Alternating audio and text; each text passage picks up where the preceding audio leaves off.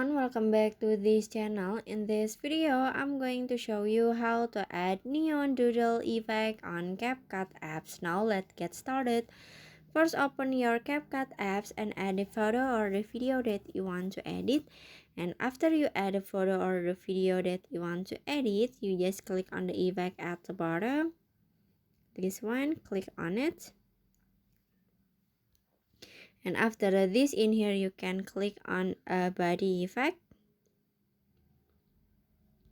and then at the menu you can click on the hardware, and after this you can click on the neon doodle effect, this one.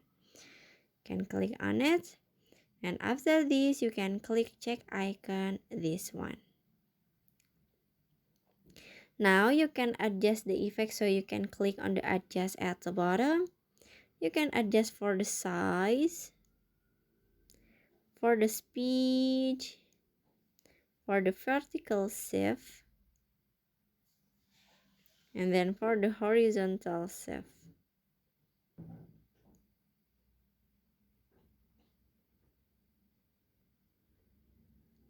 Yes. Okay. And now you can click check icon at the bottom, this one.